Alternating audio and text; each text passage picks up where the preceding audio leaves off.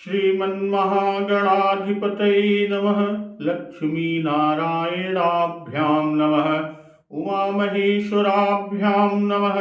वाणीहिरण्यगर्भाभ्यां नमः। सचीपुरन्दराभ्यां नमः। मातापितृचरणकमलेभ्यो नमः। इष्टदेवताभ्यो नमः। कुलदेवताभ्यो नमः। ग्रामदेवताभ्यो नमः। स्थान देवताभ्यो नमः। वास्तुदेवताभ्यो नमः। सर्वेभ्यो देवेभ्यो नमः। सर्वेभ्यो ब्राह्मणेभ्यो नमः। श्री गुरुचरण कमलेभ्यो नमः। ओम सिद्धि बुद्धि सहिताय श्रीमन्महागणाधिपतये नमः। प्रभु भक्तवत्सल कृपालु श्री राम जी मुनियत्र जी के चरण कमलों में सिर नवाकर अन्य वन को चले और प्रभु श्री राम जी, माता जानकी जी और लक्ष्मण जी चलते कैसे हैं? आगे राम यनुज पुनि पाछे, मुनिवर बेश बने यति काछे। आगे आगे श्री राम जी, उनके पीछे छोटे भाई लक्ष्मण जी, और दोनों भाई प्रभु श्री राम और लक्ष्मण जी मुनियों का सुंदर वेश बनाए अत्यंत सुशोभित हैं।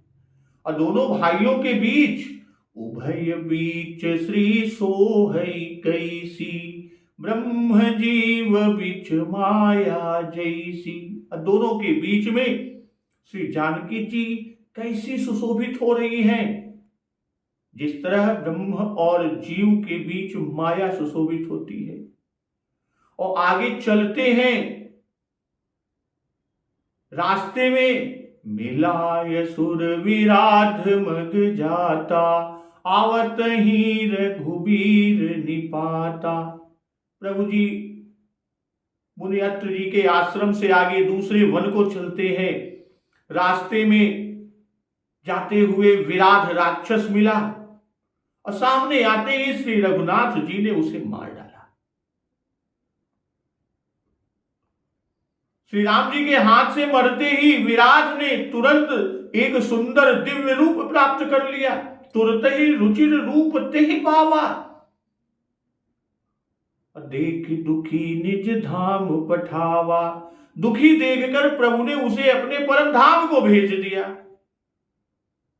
और विराट को मारने के बाद पुनि आए जह मुनि सरभंगा, सुंदर अनुज जानकी संगा।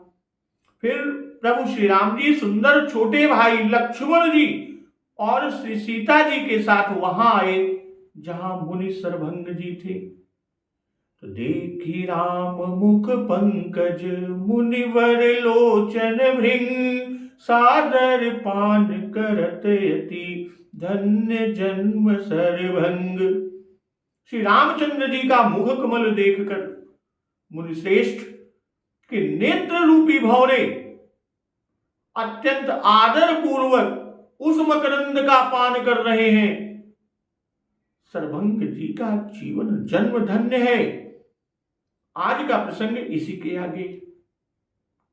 कह मुनि सुनु रघुबीर कृपाला, शंकर मानस राज मराला। जात रहूं बिरंच के धामा, सुनूं श्रवण बनई है रामा। तो मुनि ने कहा, हे कृपालु, हे रघुवीर। कह मुनि सुनु रघुवीर कृपाला, हे कृपालु रघुवीर। शंकर मानस राज मराला, हे शंकर जी के मन रूपी सरोवर के राजहंस। भूतभावन भगवान शिव शंकर जी अपने मन रूपी मान सरोवर में प्रभु श्री रामचंद्र रूपी राजहंस को विराजमान किए हैं। तो वही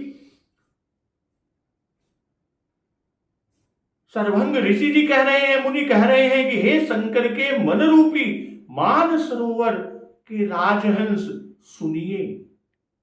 क्या जात रहूं बिरंच के धामा, सुनऊ श्रवण बन है रामा। मैं ब्रह्मलोक को जा रहा था, इतने में ही कानों से मैंने सुना कि श्री राम जी वन में आवेंगे। भाई मैं तो ब्रह्मलोक जा रहा था। मुनि सर्वंग जी प्रभु से कह रहे हैं, लेकिन जब ये सुना कि प्रभु श्री राम जी वन में आवेंगे, तब चितवत पंथ रहूं दिन राती, अब प्रभु देखी जुड़ानी छाती।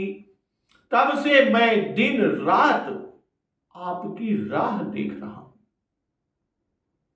अब आज प्रभु को देखकर, आपको देखकर मेरी छाती शीतल हो गई।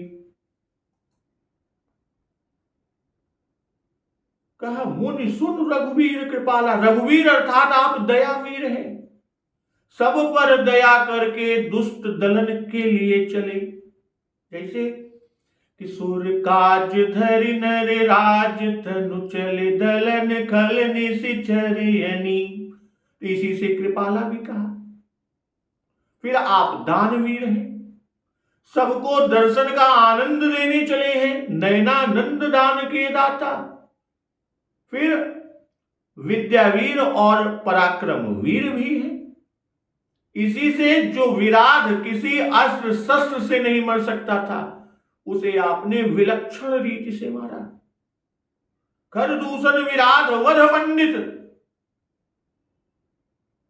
अभी आगे खरदूषण का भी वध करेंगे। और कृपाला, रघुवीर कृपाला, कृपाला यानी अवतार दर्शन। ये सुर मुनि नर इनके रंजन आदि इसी के गुण के कारण है कृपाला। कहने का भाव कि हम पर भी कृपा की, हे नाथ आपने मुझ पर भी कृपा की, नहीं तो इस मार्ग से आते ही नहीं।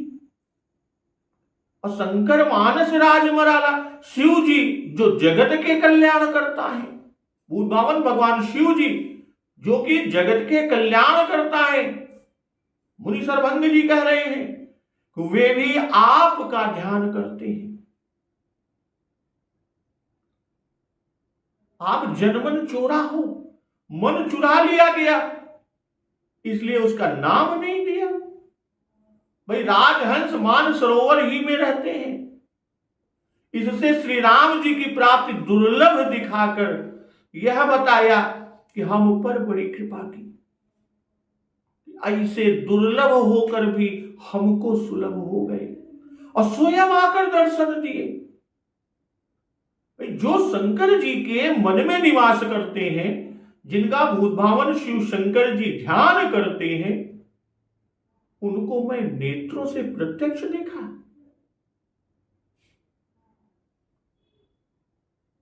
कहते हैं सर्वंग जी कि जात रहूं बिरंची के धामा, सुनऊ श्रवण बनई है रामा।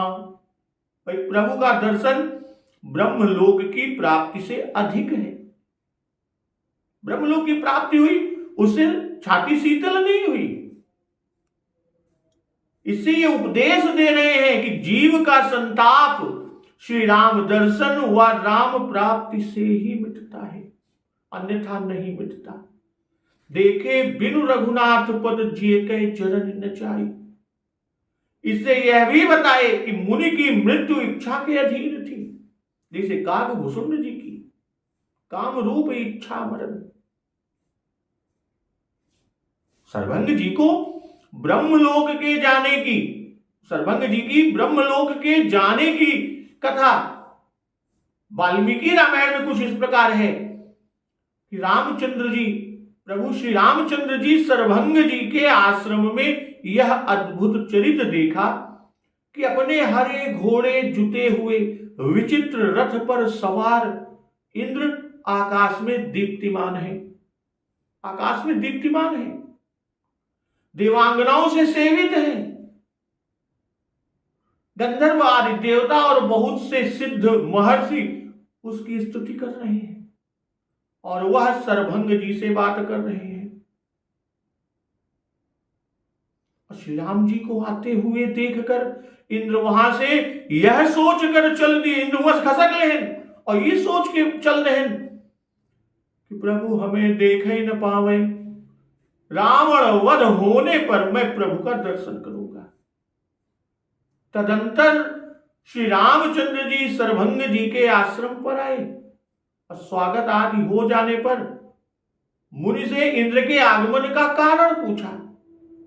प्रभु श्री रामचंद्र जी ने मुनि से इंद्र के आगमन का कारण पूछा, भैया आए काहे बने रहे।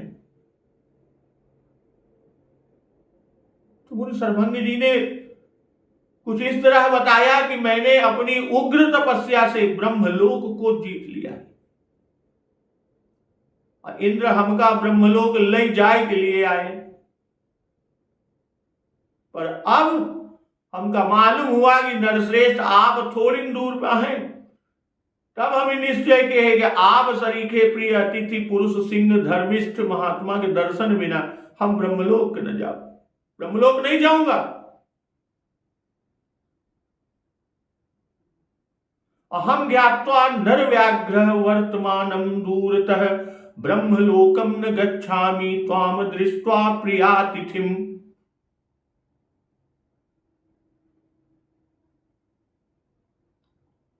इसलिए चितवत पंथ रहूं दिन राती, अब प्रभु देव की जुड़ानी छाती।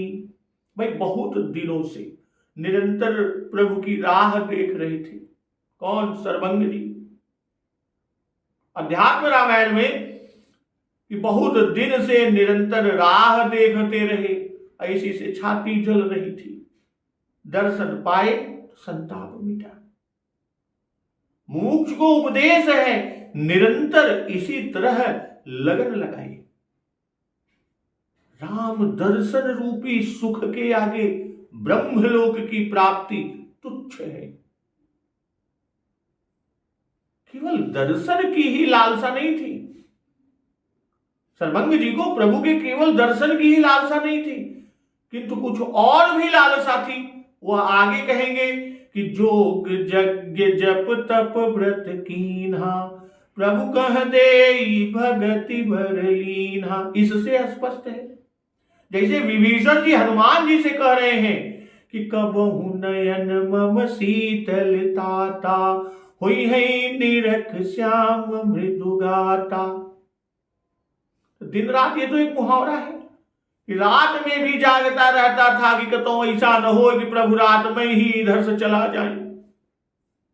और आगे सरभंग जी प्रभु से कह रहे हैं, नाथ सकल साधन मयहीना, किन्हीं कृपा जानी जन दीना। हे नाथ, मैं समस्त साधनों से रहित हूं, हमरे पास कोनो साधन ना है। किन्हीं कृपा जानी जन दीना, आपने मुझे अपना दीन सेवक जानकर कृपा किए। सो कछु देव न मोहिनी होरा, निजपन राख्यो जन मन चोरा। हे देव, यह कृपा कुछ मुझ पर एहसान नहीं है। हे दासों के मन को चुराने वाले, मन चोरा, दासों के मन को चुराने वाले, आपने अपना प्रण रखा है। यहां सरभंग जी कहते हैं कि नाथ सकल मय साधन हीना, नाथ सकल साधन मय हीना, अकीन्ही कृपा जानी जन दीना। ऐसा ही अत्रि जी का वाक्य है कि मन ज्ञान गुण गोतीत, प्रभुमय दीख जप तप का किए। भाई जिन साधनों से मुनि ने सत्यलोक इंद्रलोक आदि जीत लिए थे, उनके रहते हुए भी श्री राम जी के दर्शन मिले और भक्ति भी मिली। इस कृतज्ञता को बताने के लिए बार बार अपने को मुनि दीन कहते हैं। किन्हीं कृपा जानी जन दीना। फिर इतनी दीनता का कारण यह है कि प्रभु दीन दयालु है। प्रभु तो दीन दयालु है। वे दीनों पर बिना साधन के भी कृपा करते हैं। दूसरा भाव कि साधन होते हुए भी साधनहीन कहने का भाव, कि जिन साधनों से ब्रह्म आदि लोगों की प्राप्ति होती है, ब्रह्म आदि लोग जो मिल जाते हैं उनकी प्राप्ति होती है, वह सब प्रभु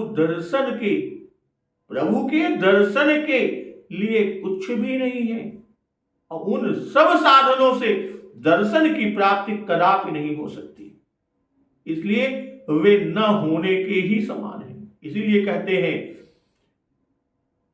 कि नाथ सकल साधन मयहीना, इसलिए वे न होने के समान है। कहने का तात्पर्य यहां कि प्रभु की प्राप्ति कृपा साध्य है, क्रिया साध्य नहीं है। महात्मा लोग करते बहुत है पर छिपाते हैं, इससे यह दर्शाते हैं कि कर्म का अभिमान उनको नहीं है। संपूर्ण साधनों से मैं रहित हूं, अर्थात जिस साधन से आपकी प्राप्ति हो वह कोई साधन मुझ में नहीं है। इसलिए आगे कहते हैं कि इन्हीं कृपा जाने जन दीना, दीना अर्थात अपना जन और दीन जानकर आपने कृपा की कि दर्शन दिया। ये भी कहते हैं निज पन राखे जन मन चोरा, कि सो कुछ देव न मोहिनी होरा, निज पन राखे जन मन चोरा। हे देव, यह कुछ मुझ पर आपका एहसान नहीं है। निजपन अर्थात दीन दयालुता, दीन बंधुता, भक्त वत्सलता, ये सब कि दीन दयालु विरद संभारी, और एहि दरबार दीन को आदर रीति सदा चली आई। इसलिए कहा कि सो कछु देव न मोहिनी हो रहा, कि दर्शन देने में मुझ पर आपका कुछ एहसान नहीं है। क्यों एहसान नहीं है? क्योंकि यह तो आपकी प्रतिज्ञा ही है। यदि दर्शन न देते तो आपकी ही प्रतिज्ञा भंग होती, इसलिए अपनी प्रतिज्ञा की रक्षा के लिए आपने मुझे दर्शन दिया। तो दर्शन के लिए एहसान नहीं मानते सर्वंग जी। हाँ, आगे कुछ कृपा चाहते हैं, उसके लिए एहसान लेंगे। दो बातें कही, निज पन राख्यो और जन मन चोरा। और दोनों बातें आप करते हैं, प्रण भी रखते हैं, मन भी चुरा लेते हैं। भाई आपकी चोरी का प्रत्यक्ष प्रमाण दिखाते हैं। शंकर जी के मन की ऐसी चोरी कि वह खोजे ही न मिला। इसी से शंकर मानस राज मराला, शंकर मन मानस राज मराला, तो मन शब्द को ही नहीं दिया। और जन दीना, भाई आर्थ, अर्थार्थी, जिज्ञासु, ज्ञानी, इन चारों अधिकारियों में से आप दीन पर जल्दी द्रवीभूत होते हैं, शीघ्र ही द्रवीभूत होते हैं। और आगे सुतीक्ष्ण जी का वाक्य है कि सो प्रिय जाके गति नयान की। और यहां जो कहा जन मन चोरा, इसका भाव कि मन ही सब उपाधियों का मूल है। हमारा मन ही सभी उपाधियों का मूल है, और आप कृपा करके उसी को हर लेते हैं। जब वह मूल हट जाता है तब भक्ति आदि सधते हैं। देव कि आप सबके राजा हैं, सबके नियंता हैं, और सब रीति करने को समर्थ हैं। सारी रीति करने को आप समर्थ हैं।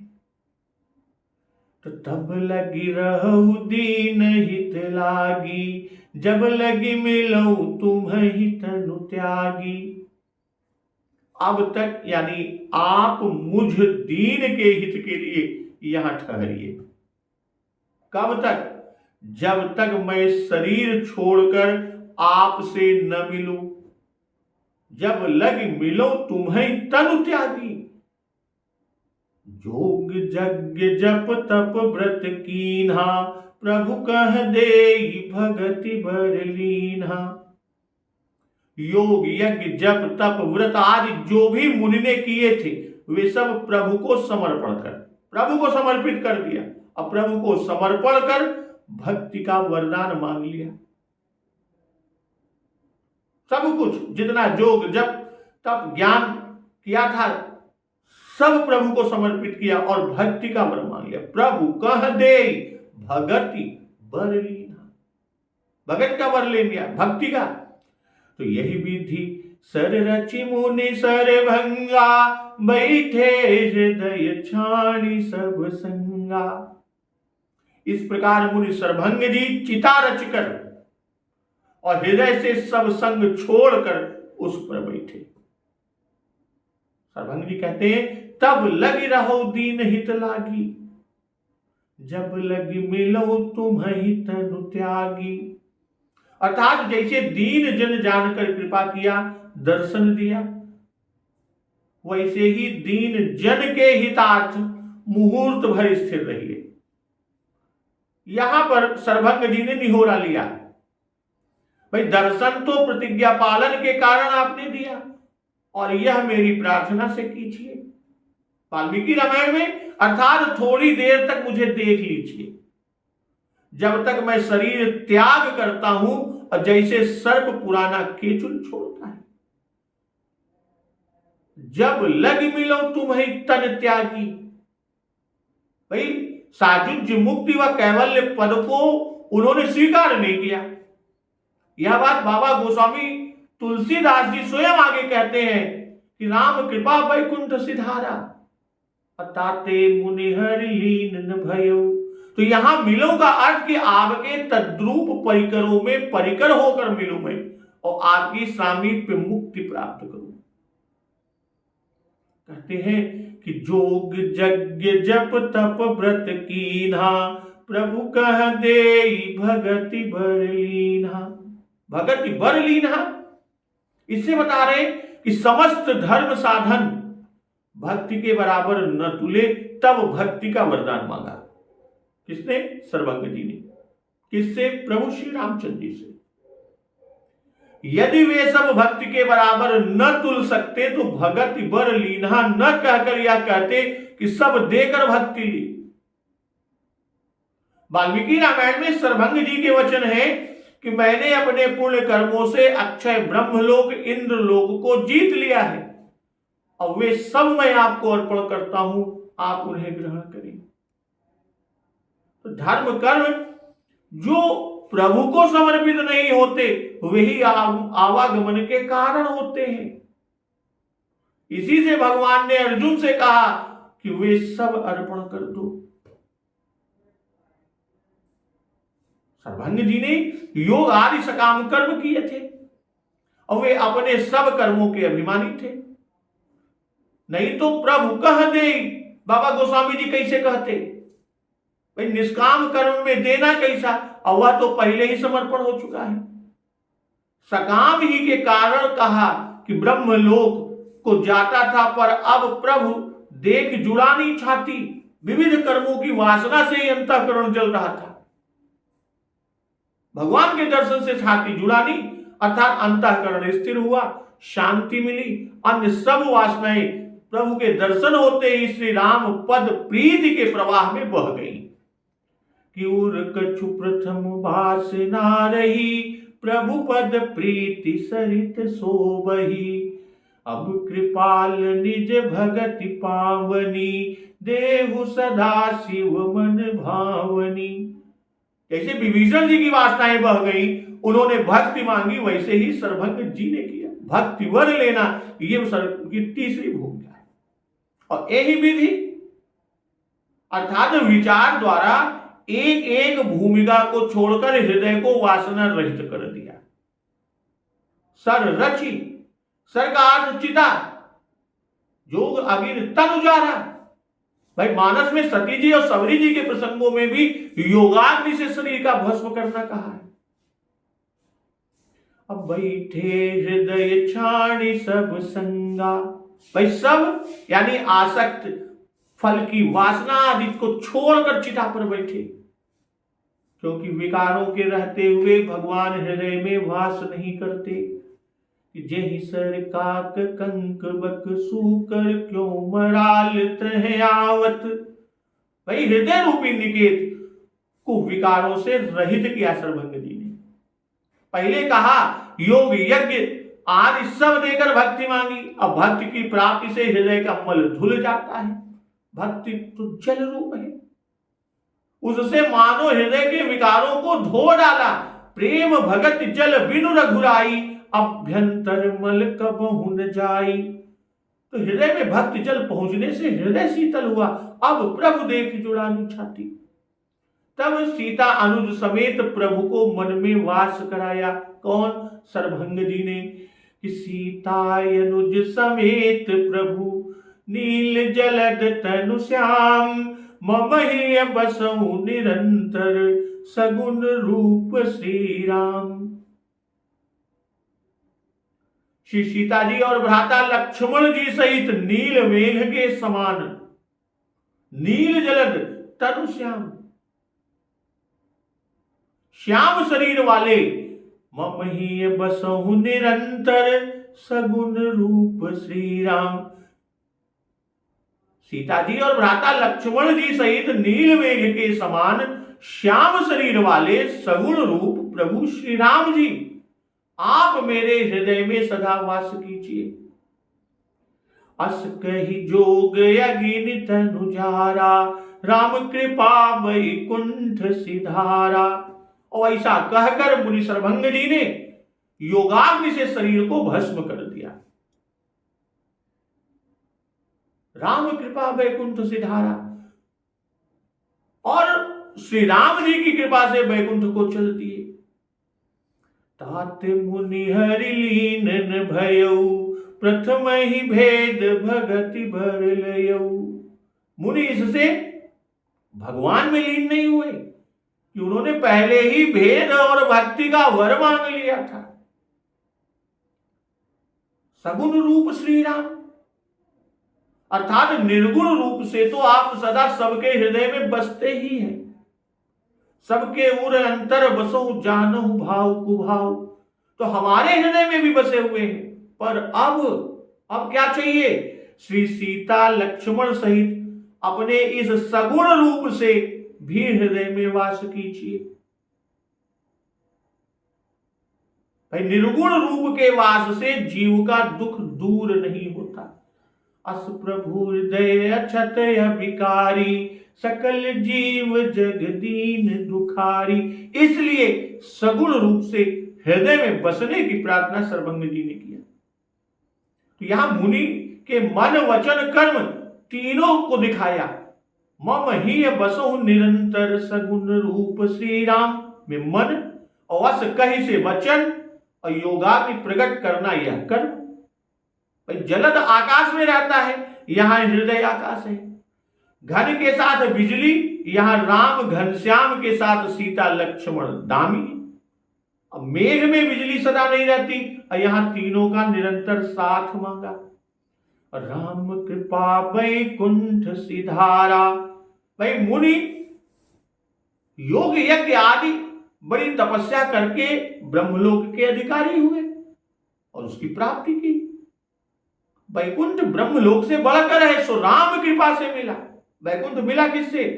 राम कृपा से मिला। जो पदार्थ श्री राम कृपा से मिलता है वह साधन से अप्राप्य है, साधन से नहीं पाया जा सकता। उसके लिए कोई साधन नहीं, सिर्फ और सिर्फ प्रभु श्री राम कृपा है।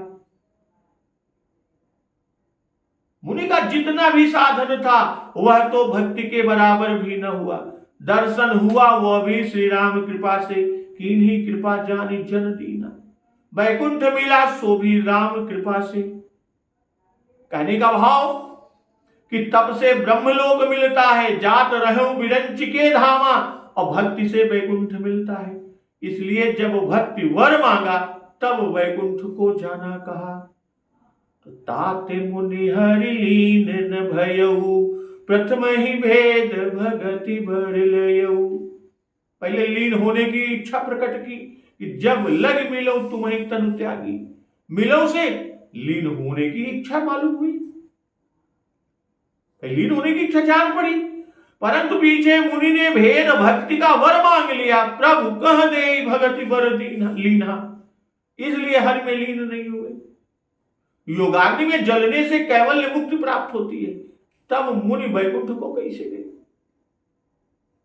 भाई, योगाग्नि में जलने से कैवल्य मुक्ति प्राप्त होती है, तब फिर मुनि वैकुंठ को कैसे गए? इसी शंका के निवारणार्थ कहा कि ताते मुनि हरि लीन न भयऊ, प्रथम ही भेद भगति भर लयऊ। इसी तरह सती तन त्याग पर, सती जी ने तन त्याग करते समय कहा था, सती मरत हरिशन भरु मांगा, जन्म जन्म शिव पद अनुरागा। तही कारण हिम गिर गृह जाई, जन्मी पार्वती तनु पाई। तो भेद और भक्ति में, भेद भक्ति में सायुज्य मुक्ति नहीं हो सकती। उसमें तो सदा भगवान में स्वामी व सेव्य भाव रहता है। सेवक स्वामी भाव तभी हो सकता है जब प्रभु से अलग रहे। ताते उमा मोक्ष नहीं पायो, दशरथ भेद भगति मन लायो। और फिर सगुनोपासक मोक्ष न लेहि, तिन कहु राम भक्ति निज देहि। तो प्रभु के दर्शन से पशु पक्षियों को भी विमल ज्ञान उत्पन्न हो जाता था और वे मुनियों की अभिलषित भक्ति ही मांगते थे। तब सर्वंगरी दर्शन पाकर विशुद्ध ज्ञान को प्राप्त होकर निर्गुणवादियों की मुक्ति कैसे चाहते। पहले सर्वंग जी ने कहा था कि तब लगी रहु दीन हित लागी, जब लगी मिलऊ तुम्हि तनु त्यागी। तो उस समय तल्लीन होने का विचार था, परंतु तन त्याग के पहले उन्होंने मांगा कि तीनों मूर्तियां, भाई तीनों को कहा कि सीतायनुज समेत प्रभु, नील जलद तनु श्याम, मम ही बसहु निरंतर, सगुन रूप श्री राम। कि तीनों मूर्तियां मेरे हृदय में बसे सगुण रूप में। तो यह सेवक सेव्य भाव बिना और अलग शरीर हुए बिना संभव न था। तो यह ईश्वर जीव की अभेदता न थी। परतम और जीव, उपास्य और उपासक वाली भेद भक्ति थी। इसी से सर्वभंग वैकुंठ को गए, परंतु यह भी भगवान से एक प्रकार से मिलना ही हुआ। क्यों? क्योंकि वैकुंठा पुरुषः प्राण है। वैकुंठ और भगवान में अभेद है, कोई भेद नहीं। जिस तरह जल में जल मिलकर अभेदत्व को प्राप्त होता है, वैसे ही आत्मा परमात्मा में मिलकर एकत्व को प्राप्त हो जाता है। इसी को लीन होना कहते हैं। पर मुनि ने लीन न होना चाहा। क्यों? क्योंकि अभेदत्व में सुख नहीं। जैसे जल को जल की प्राप्ति से और कंद को कंद की प्राप्ति से सुख नहीं, सुख तो पीने वाले को ही होता है। भाई जो उसको ग्रहण करेगा, पिएगा, उसी को होगा। और हरि में लीन हो जाने पर भक्ति का अपूर्व सुख प्राप्त नहीं होता। इसलिए इस महान सुख से वंचित रहकर ब्रह्म में लीन होना मुनि ने उत्तम नहीं समझा। श्री सीता अनुज सहित अपने हृदय में बसाते हैं सर्वभंग जी। अपने हृदय को निवास के लिए भवन बना रहे हैं। इसलिए भवनाकार यह गुणग्राम स्तुति 10वां मघा छत्र है। इसमें 5 तारे चमकते हैं। 5 कार्य हुए, वे ही 5 तारे। भाई कहने से सुना बन आई है रामा, प्रभु को देखकर छाती शीतल हुई, दूसरा काम। तीसरा, शरीर छोड़कर प्रभु से मिलना चाहा। चौथा, भक्ति वर लिया। और 5वां, सीता अनुज समेत प्रभु को हृदय में बसाकर देह त्याग किया। तो उसकी फल स्तुति है सचिव भूपति विचार के।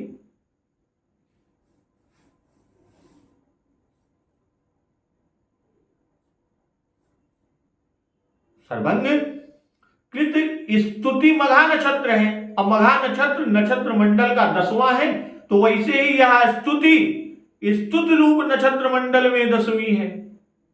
अब मघा की तुलना बाणों से की गई कि 10 दिश रहे बाण नभ छाई, मानहु मघा मेघ झरिलाई। और इस स्तुति के शुरू में, मध्य और अंत में सर शब्द है। दोहा में नील जलन भी है। मघा की संख्या, मघा की ताराओं की संख्या 5 है। और स्तुति में रघुवीर, कृपाला, प्रभुनाथ, देव और श्री राम, ये पांचों हैं। मघा की तारा की संख्या 5 है और स्तुति में रघुवीर, कृपाला, प्रभुनाथ, देव और श्री राम, ये पांचों हैं। यद्यपि पांचों रघुवीर के ही नाम है, फिर भी इनके अर्थों में बहुत भेद है। रघुवीर कृपाला में कृपाशीलता, प्रभु में शासकत्व, नाथ में स्वामित्व एवं पालकत्व, देव में प्रकाशदायकत्व और श्री राम में ऐश्वर्य और परमानंद दायकत्व का भाव है। और यह तारा संध्या साम्य हुआ। मघा का आकार साला के समान है और प्रभु श्री राम जी श्री सीता लक्ष्मण सहित चित्रकूट में पर्ण तृणशाला में रहते। अब वे उसे छोड़कर चले हैं। अब मुनि के हृदय रूपी शाला में पंचविध रूप युक्त रहेंगे। मम हृदय बसहु निरंतर सगुण रूप श्री राम। तो यह आकार साम्य हुआ। मघा का देवता पितर है, कद्रुजा पितरो भगोर यमखी। और श्री राम जी पितर रूप देवता है। जगत पिता रघुपति ही बिचारी, भरि लोचन छविले निहारी। ठीक वैसे ही सरभंग जी के लोचन भृंग श्री राम मुखारविंद के छवि मकरंद का पान कर रहे हैं। एक पितर कृपाशील आदि होते ही है। और श्री राम जी ने तो बालक सुत समदास अमानी सरभंग को अपना धाम ही दे दिया। इधर पुत्र का धर्म है कि घर में रहकर पिता की सेवा करना। इसी से तो मुनिवर ने भेद भक्ति वर मांग लिया। यह देवता सामने। अब फलश्रुति सामने। फलश्रुति है कि सचिव भूपति विचार के सचिव कैसा हो कि सचिव धर्म रुचि हरिपद प्रीति, नृपहित हेतु सिखव नित नीति। यहां सरभंग जी का विचार ही भूपति है और उसको हरि पद प्रीति रूपी सचिव ने बारंबार नीति सिखाई है। इसी से तो ब्रह्मलोक जाने के विचार से लेकर भेद भक्ति वर मांगने तक स्थिति में अंतर होता गया। तो ऋषि निकाय मुनि भर गति देखी, सुखी भये निज हृदय विसेखी। ऋषि समूह मुनि श्रेष्ठ सरभंग जी की यह गति देखकर अपने हृदय में विशेष सुखी हुए। स्तुति करहि सकल मुनि वृंदा, जयति प्रणत हित करुणा कंदा। सभी मुनिवृंद प्रभु की स्तुति कर रहे हैं कि शरणागत हितकारी करुणाकंद प्रभु की जय हो। एक बार जोर से बोलिए सियावर रामचंद्र की जय हो। तो ऋषि निकाय मुनिवर गति देखी। सरभंग जी पहले ब्रह्मलोक को जाते थे। यह जानकर मुनि समूह को सुख हुआ।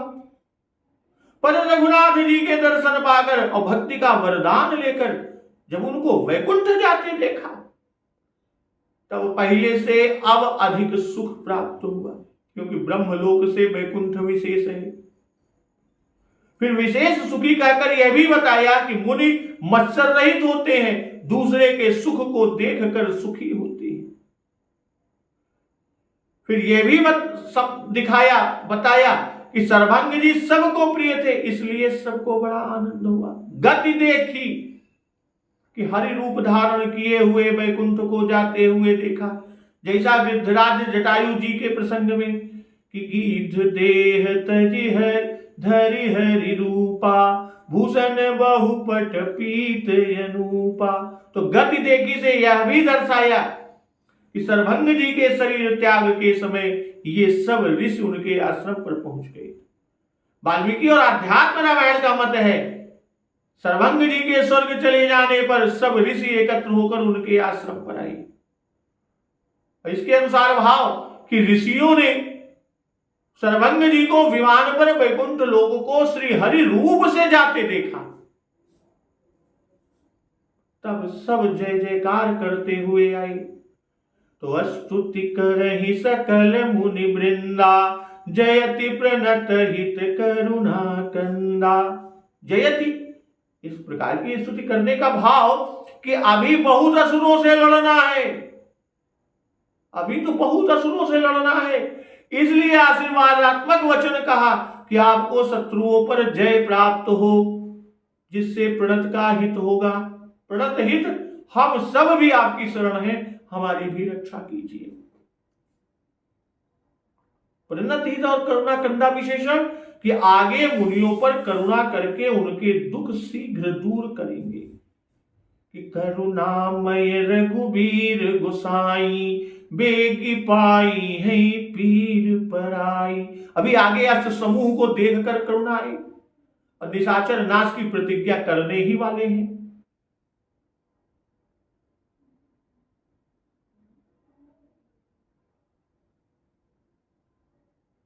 पुनि रघुनाथ चले बन आगे, मुनिवर वृंद विपुल संग लागे। श्री रघुनाथ जी फिर आगे वन को चलते सरभंग जी के यहां से। अब मुनिवरों के बहुत से वृंद यानी प्रभु के साथ लगे, अर्थात साथ हो लिए। और अस्थि समूह देखी रघुराया, पूछी मुनिन लागी अति दाया। हड्डियों का ढेर देखकर श्री रघुनाथ जी को मुनियों पर बड़ी दया आई और उन्होंने मुनियों से पूछा कि यह ढेर कैसा, यहां कैसे ढेर लगा हुआ है हड्डियों का।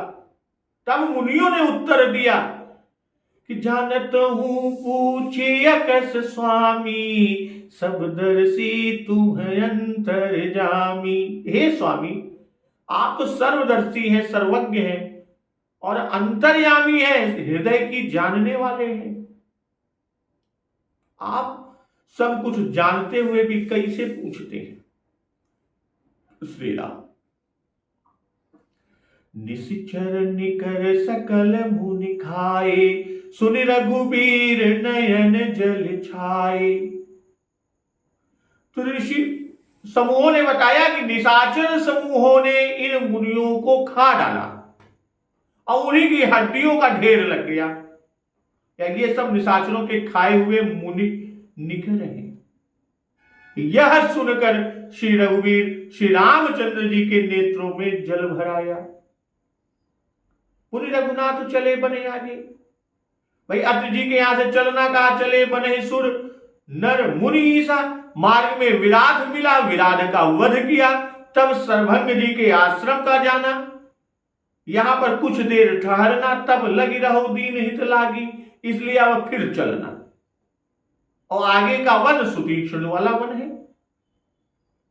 मुनिवर वृंद विपुल संग लागे। क्यों संग लगे, वो मुनिवृंद क्यों साथ हो लिए? भाई प्रभु की अनुपम शोभा के दर्शन और उनसे संभाषण की अभिलाषा से। बालक वृंद देखी अति शोभा लगे, संग लोचन मनु लोभा। राम ही देखिए के अनुरागे, चितवत चले जाहि संग लागे। तो यहां मुनिवृंद संग लागे और अष्ट समूह दिखाकर करुणा को उभारने के लिए उसी राह से चलने को साथ हुए। प्रभु को वही रास्ता ले आया जहां ऋषि मुनि के पूरा हड्डियों का ढांचा पड़ा है। अपने अपने आश्रमों पर ले जाने के लिए साथ हो लिए। इसी से आगे कहा भी कि सकल मुनिन के आश्रमनि, जाई जाई सुख दीन। और अध्यात्म रामायण में कुछ ऐसा ही कहा है कि आगच्छयामो मुनि सेवितानि वनानि सर्वाणि, रघुत्तम क्रमात् द्रष्टुम सुमित्रा सुत जानकीभ्याम, तथा दयास्मासु दृढ़ा भविष्यति। अर्थात हे रघुश्रेष्ठ, आइए श्री सीता लक्ष्मण सहित आप हमारे साथ क्रमशः मुनीश्वरों के समस्त आश्रमों को देखने के लिए चलिए। ऐसा करने से हमको बड़ा सुख मिलेगा, आपको हम पर दया लगेगी।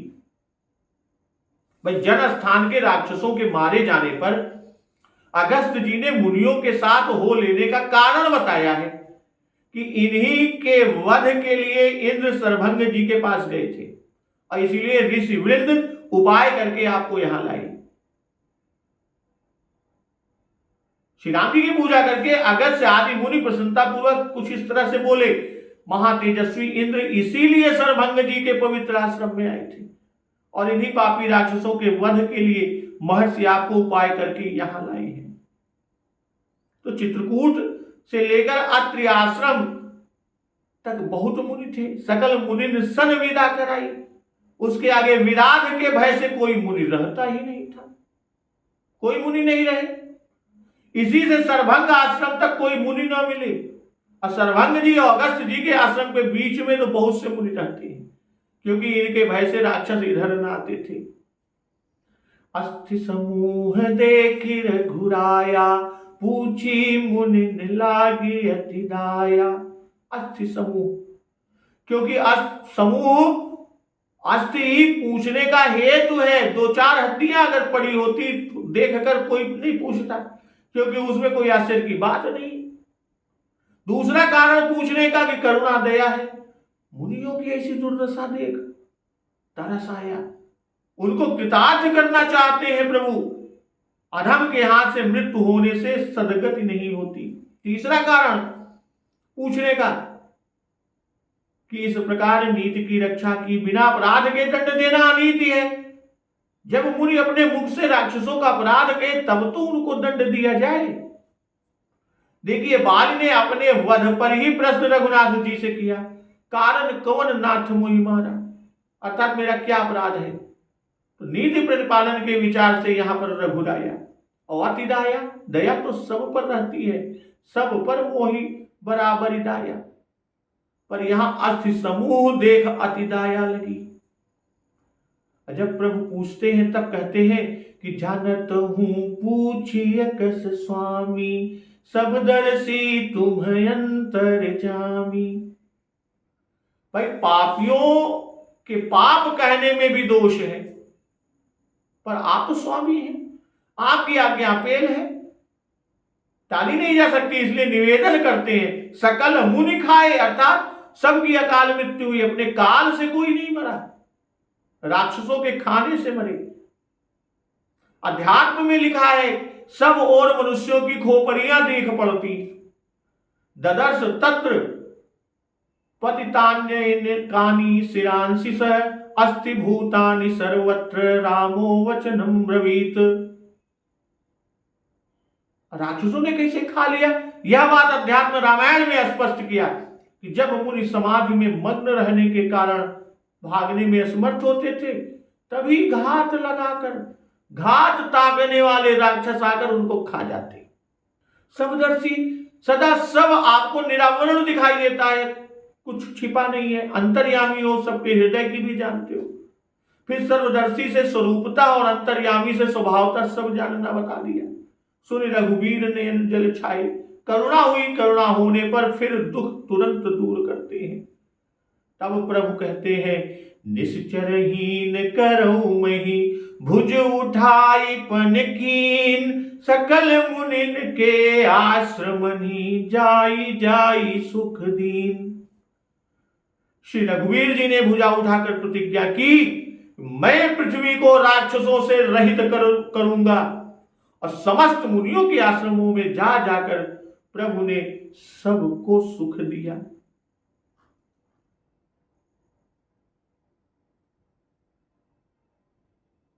भुजा उठाकर प्रतिज्ञा करना यह एक रीति है। इस प्रकार प्रतिज्ञा की सत्यता निश्चय कराई जाती है कि चलन ब्रह्म कुल सन बरियाई, सत्य कहूं दो भुजा उठाई, अपन विदेह कर कहीं हम भुजा उठाई विशाल। कि अब आप सब निस्संदेह और निडर रहे। अब कोनो डरना ही नहीं।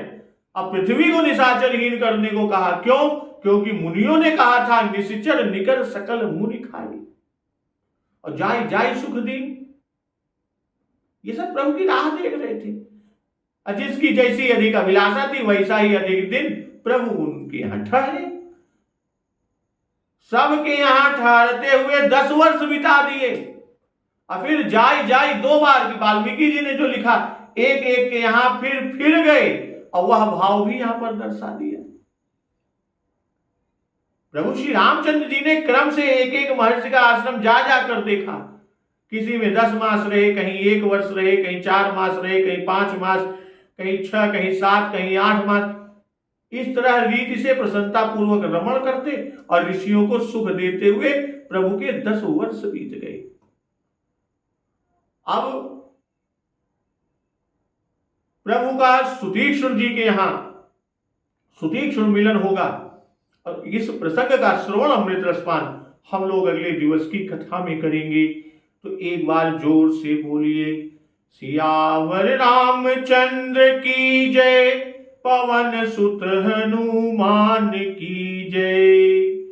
जगत जननी मां जगदम्बा की जय, गुरुदेव भगवान की जय, उमापति महादेव की जय।